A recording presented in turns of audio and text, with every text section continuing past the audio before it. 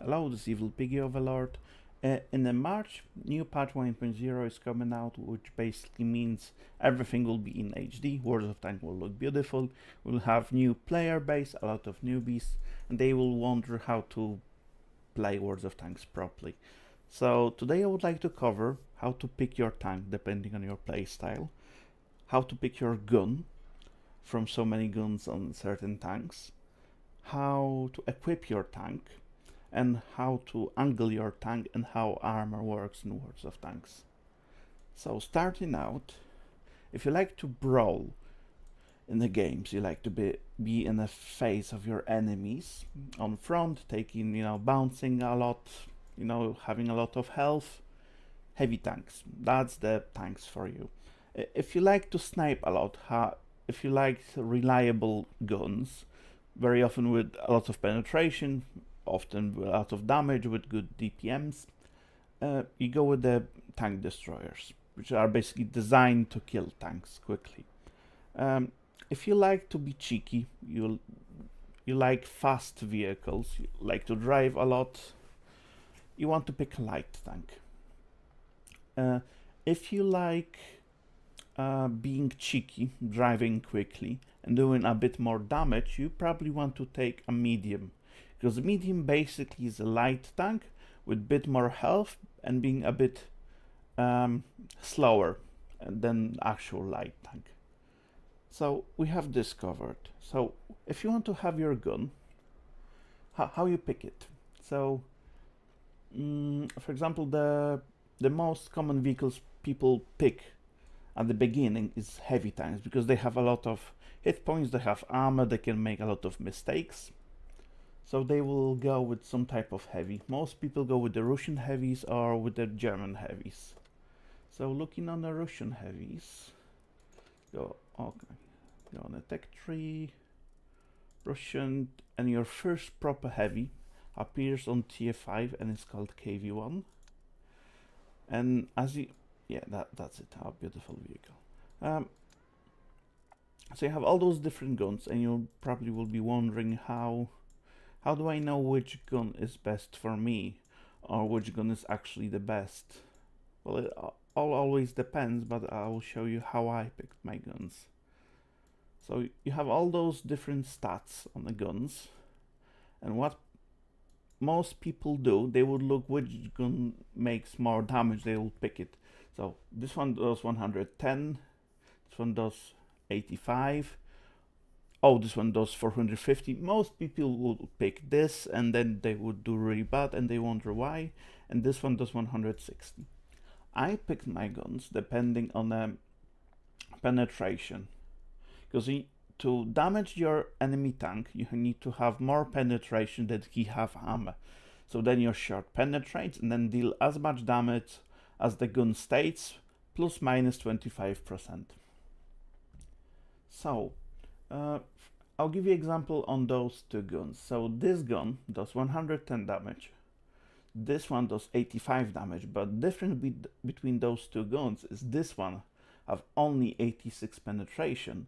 This one have 112 penetration. So despite this one does more damage,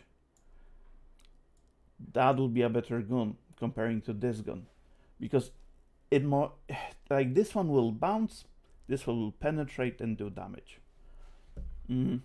But from all those guns, my pick would be 85mm gun, because it have 120 pen, the most from all the guns, and does 160 damage. And it have really nice rate of fire of 12. Those have better, but at the same time they have really low damage, so yeah. And then you have the Derp Guns. Derp Gun is basically, those are all normal types of the guns, and a lot of tanks will have the very high caliber gun, and very often it's called the Derp Gun. What Derp Gun means, basically they put the RT gun on a tank that doesn't have a lot of penetration, but does lots of damage. On average, if you fire high explosive shell, which does 450 damage, and you hit another KV1, more likely you'll only do like 100 damage or 80 damage. on it because you did not penetrate your shot, but high explosive splashed and did 80 or 100 damage. But have really bad reload, you see? Rate of fire only 5 shots per minute. But if with this gun you will hit the light tank, you're one-shotted it. Because you have enough, because light tanks have basically no armor. So if you hit the light tank, you basically one-shot in it. So this gun, you play for fun. This gun, you play to win. And that's basically it. And basically works for every tanks. Some tanks, which are basically made to play derp, like the main examples is at tier 6. So after the KV1, you'll get to the KV2. And this gun, if you will look here, have 110 penetration and does 700 damage. But you don't, like, the thing with the derp guns, you don't fire your armor piercing ammunition in those tanks. You only and always fire high explosive. The reason is because you're oh yeah, that will be ideal. Because this gun, if it penetrates, does that 800, well, from 500 to 800 damage. This one can do from 600 to 1100 damage. So if you play derp, basically, you know, gun with big caliber, you load your high explosive. If you do not penetrate, you still do about 400 damage because your maximum damage is so high. And if you penetrate, you can very often one-shot same tier heavy tanks. For example, if you manage to penetrate. Oh, so that's good. So you know how to pick your tank, you know how to select the gun, and now you want to know, so how do I equip my tank? So let's actually, because that's a test server, I was testing out of fancy tanks. So let's say you bought a tank like this one. No, I want to buy something, just so you see the thought process of me buying something. Oh, T30. Fuck yes. So we'll buy quickly T30 without any crew, just so we have empty tank. So the T9, isn't it, US? We have T30. So this is a tank destroyer, but I'll show. But it looks very similar to heavy tank because in the past that was the tier 10 heavy tank in the game. So if this tank would be a heavy tank, what I would personally pick will be the improved ventilation, because it gives you plus 5% to your all skills. So you reload quicker, you aim quicker. It's basically improve all your crew, so that's really handy. Then I would go with the large caliber tank gun rammer, which basically reduce your reload time, which is very handy. Basically makes your DPM much better because you improved your reload. And depending on your play style, in a heavy tank, some people would put heavy spall liner. Basically, if people fire high explosive on you, it's reducing that by 30%. So it's very handy in heavy armored tanks. But a really good choice is a toolbox, because basically it speeds up your track repair by 25%. So that's very handy. So that's if that would be a heavy tank. Let's say now you have a light tank. How would you pick this up if that would be a light tank? Well, if you can, you always put your vents. That's always your first choice. Even if you can't afford it, then you go for something like camouflage net. You have two styles of playing a light tank. You can drive very quickly and spot the ridges. So then you take the coated optics. Basically improves your view range by 10% and works all the time. If you more like to camp somewhere in a bush and spot a larger area, you take the telescope. Difference between those two, if you want to take the optics out of your tank to next tank, you need to spend 10 gold to remove it. But binos and the toolbox, for example, those two, and camouflage net, those three you can remove for free. Basically, it's item you can put on and off. So the first three items that is really worth buying for your tanks, despite they are really expensive, except the camo, it's binos and the toolbox. Those are two expensive ones, and a very cheap one is camouflage net. So those three you probably will be buying a lot on beginning. So your light tank, if you're campy, you put your camo on, you put your binos on, and the third choice, if you obviously can, is improve vent. Now let's say if your light tank you want to move quickly, I already mentioned it, but you put your coated optics. Very often if you drive so like, how to say it, cheeky, you probably be shooting a lot, so maybe you want to reduce your reload time. You obviously want to go for your vents whenever it's possible.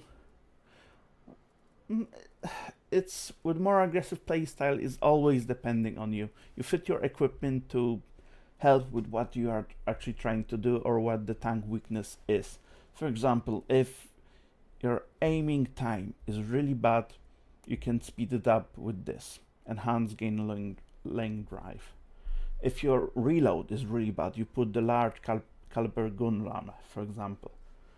If you're in the heavy tanks and they blow your tracks all the time, you put the toolbox so you don't need to spare on the repair kits and you can just quickly repair your tracks. So that's that. So we have heavies, we have light tanks. How would you equip your mediums? Straight away, always improve vents. Then you would probably want to go and and put the coated optics on. If you like to drive aggressive. If you don't drive too aggressive, you can still use binos because you have awesome view range in medium tanks, most cases. And probably large caliber tank gun rammer is a really good choice. So it goes with those on the medium tanks. And whenever you can, but I think that starts from higher tiers, you can add stabs, stabilization on your tank. Basically, what does that do? Whenever you have any bumps, this thing makes your shot goes where you want. It doesn't go up and down. It's very handy, especially in the heavy tanks. So we have mediums, lights, heavies covered, now TDs. Very simple. On average, you go camo net, because you're stationary on back of the map. 100% you want your large caliber tank gun rammer, reduce your reload, and you want your vents. That's your main setup. Some tanks that play really aggressive, like Stalin Hammer, ISU 12244, you would swap the camo net, the binos, for the for the enhanced, for the coated optics, basically. Because some tanks, they never stop. I think I need to explain this. Binos, they only work if your tank is stationary. Coated optics works at all times. So if you have a tank that you know you'll be driving a lot and never stopping, you want to pick the optics. So like Stalin Hammer, you don't really camp in it, so we'd go with the coated optics. But if you play some like Bossic, Wolfentraegers, binos is your choice. And actually, is one more style of tank that I should mention that I didn't mention. If you like to just sit on the back of the map and just look on the mini-map and fire on tanks, you probably want to play arty. I kind of should mention that style on beginning, I kind of fucked up. But I don't really play arty, most people don't really play arty, but yeah, it's there. They call them scumbags for a reason, because they can really fuck your day up. But main tanks, to learn the game, you don't play art, you play other styles. Okay, so we have the equipment sorted. You know how to equip it. On the art, you put your camo, like that. You can put your binos, but most people don't have anything on the RT because it's pointless. Another thing, no, where is it now? In the service, you want to know how to set up your ammo. So that's your normal armor piercing ammo. Armor piercing works that it need to penetrate to do damage. High explosive as well, it do 100% damage if it penetrates, but it does splash on impact, so even if you don't penetrate, you do some damage to the tank. And you have the premium ammo, which you have many types, but this is, for example, APCR, which basically have the higher velocity of the shell. So basically this have more penetration than this one. So this one have 198, this one have 245, so it have more penetration. But this is so-called gold ammo, because you can buy it for gold, but you can buy it for credits, but it's really expensive. As you see, this is 1000 credits, this is 4800 credits, and both of those shells do the same damage. So you need to work it out for yourself. But on average, you load about 3 to 4 high explosive to resetting cap circles, because they always do damage. When you want to reset cap circle, you fire just one HE shot into the enemy just to reset the cap, and normally you don't need 4, you don't need more than 4. Then AP, if you're a new player, you won't be even loading any gold because you can't afford it. But unicorns, what they do, they load half. What I normally do, I load about 20k gold. You see how, like here, I would have only 4 shell gold and rest AP. The reason for that is that even if I fire 20,000 gold, but if I have a decent game, I'll still do profit. If suddenly you will start firing more gold, you unload, if you would use all that, you see suddenly not spending 20,000 but 120,000. So I normally recommend to have about 20k of your gold ammo, 4 shots of your HE, 3-4 shot of your HE, and rest with your main thing. Now, with the equipment, I normally run small repair kit, small aid kit, and manual extinguisher. What unicorns player do, they sacrifice this and they put some premium consumables, which basically give you plus 10% to your all skills and perks. But if you set them on fire, they can't repair and they very often just die. So on average, you would be running like this. If you can afford, a lot of people use large version of those things. Basically,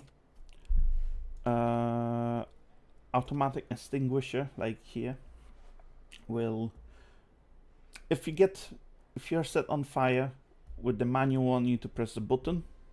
This one will put it out on itself, but costs different. This one costs 20.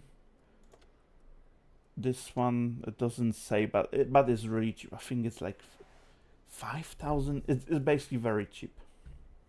It's same with those. 20, yeah. I don't see the price because I have 45 of them in the depot, so yeah. And with the first aid kit, small one, if you have crew member damage, well, dead basically, injured, it will fix one of them. If you have the large one, it will heal all of them. And same thing with the small repair kit. It can repair one truck or one gun or one turret. But if you have multiple things broken, if you have large one, it will fix all of them. but again, the pricing. So you have that. So I think equipment wise we are kind of sorted. So next thing is actually the armor. I'm thinking what will be the best tank to showcase how the armor works. I was thinking KV1, but maybe that's not the best idea. I'll go... right. To test your armor, despite the game states your, let's say, this tank have 102 armor on the front, 76 on the sides, and 279 on the front of the turret. That value is not always right. That states the highest armor on the turret. For example, if it says 279 on a turret, it can mean that have 279 here on the mantlet, but this side could be totally different story. So you don't trust those numbers, you go to outside sites and check the 3D models. So I would recommend you to do, goes to tanks.gg, and as we have, for example, that KV1 at TF5, which looks, come on, show me Russians.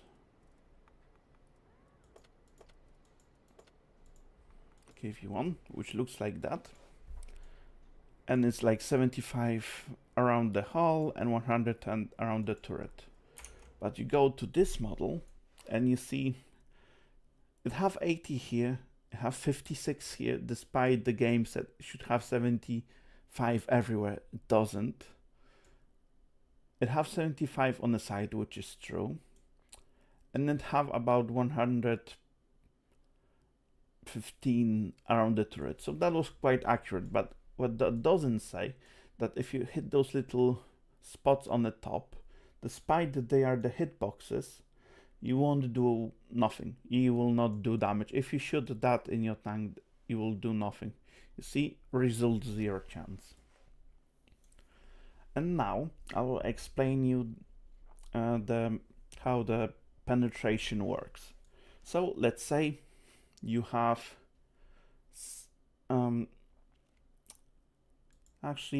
let's say you have 80 penetration. So over here you have like 100% chance you will hit it because you have enough of penetration to do it. If you shoot here, you have 56, so you will shoot as well. But over here it's showing like 496 penetration required to pen it. So the turret you would not pen. So let's say, okay, this tank have 80 millimeters, 50 millimeters here.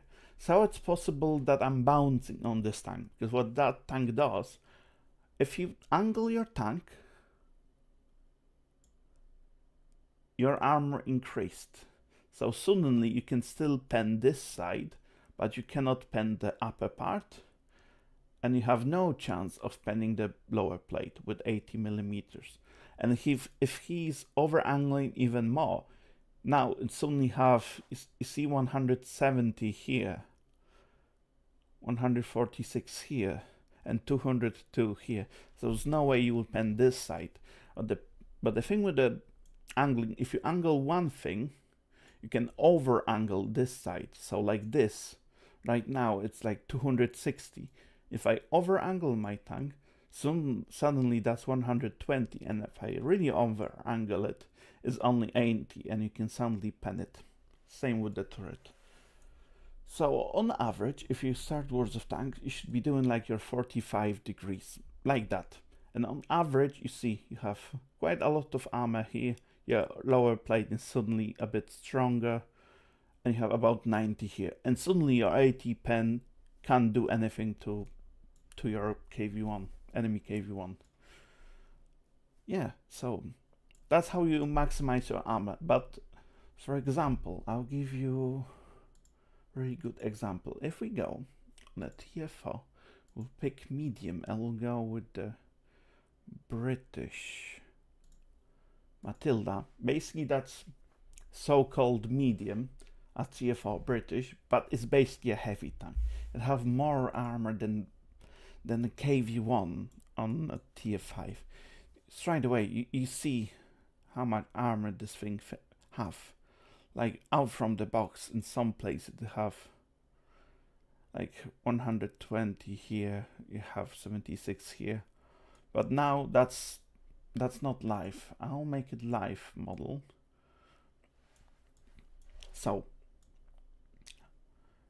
if you angle Matilda like you angle the KV1, you see it's green, it's very weak. If you play some tanks to make it strong, you need to make sharp angles like this. You see? So that's only it's 200. But still, if you know how to play against Matilda, you know if you shoot here, you can still pen it. No, I need to show you some good example. That's not sufficient by any means. So let's go with tier 8 heavies maybe. Oh yeah, let's go with the heavies. Maybe IS-3. IS-3 is brilliant example as well. That's your IS-3. So if you side scrape an IS-3, you make really sharp angle. So you basically have little, let's make like this, little building. So if you shoot here, you see there's no way of penetrating this. Have lots of armor. Your enemy fired, you drive off, you make your shot, but when you drive off, you're exposing this weak part, which is green, you see, and then you need to quickly drive back off. Like this to hide it. That's how you side scrape. You hide your weak points, you wait for enemy to fire, you drive off, you fire, but drive just enough so you can see enemy, and then drive back up. That's how you side scrape. Another thing about angling, like IS works best if it's angled like this. You see, have 180 penetration like that, but second you over angle it, this becomes 170, so it becomes the weak spot. IS-3 have decent lower plate. If you angle it, you see it's becoming red, it's really strong, but when you angle it, then it's become really weak. So that's the pike nose. If you play tank that have a pike nose, you need to aim on your enemy at all times like this, so that's the angles you would do. If you suddenly would do this to enemy, they can just pen you here. So keep that in mind. Another good example, I think, will be some hold down position with the tier 8 heavies. Tier 8, maybe some US. T-34, that's a premium tank, but it's awesome example. So live, as you see, the bottom of T-34 is basically garbage, but this turret is absolutely monster. You see, in some places have like 1000 millimeters that you would need to pen it, despite it have a weak spot like over here, 52. But if that tank swiggles like that, you can really, it's really hard target to miss, especially if you're on the same level as him, you can hit it. But second, he'll start using his gun depression, so it'll be on a hill a bit. Suddenly this thing disappears or becomes so small you can't really hit it. So if you play tanks like that, what you should do, you should hide your hull by some kind of rock and only expose your turret and fire like that. And that's so-called hold down position, because you're hiding your weak spot, which is the lower plate, and it works for the most of the tanks. That's how you play the tanks with the weak hull. But on average, like with the IS-3, I'll go back to it. Full tank list, tier 8, heavies, US IS-3. 3D model and live. So this tank, how do you play? You will be trying to not hide all your hull because your hull is strong, but just hide your lower plate like that. Drive behind some rock, even on an angle like this, and hide your hull, and you are becoming really strong tank. Now, I think that's mainly it.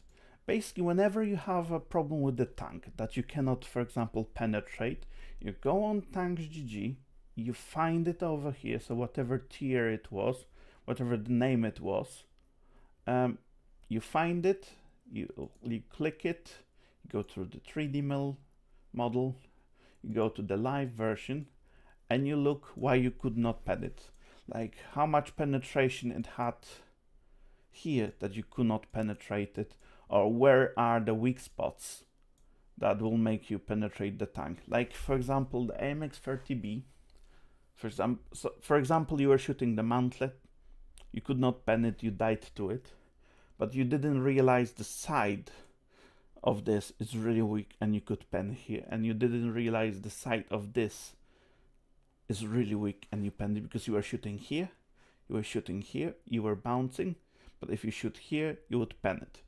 Well, basically, each time you'll tie to something, or you don't know why you did not penetrate that tank, you go to the tanks.gg, you find the tank, you fire the 3D model, and you look what you are shooting on, how much penetration is required to do it.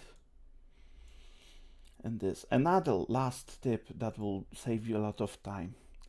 If you are fighting, for example, Tier 8, US, Russian Heavy, T-34, and he is, for example, hold down, where do you shoot it? You don't shoot it. You ignore it and you go fight something else, unless you can shoot his weak spot, or you have high caliber gun and or just basically you're firing high explosive, which always do splash. But if you have low caliber gun, your explosive can actually do no damage, will be absorbed by armor. But on average, if tank is held down, you don't engage it. You wait for him to relocate, show his weak spot, and you fire on them. Right, I think I was bragging for quite some time. I hope you guys enjoyed that. If you want me to explain game tactics while playing, like explain maps, explain a lot of different things, or something that you don't understand, leave me a comment down below. I hope you guys enjoyed. Like it if you liked it, and see you next time.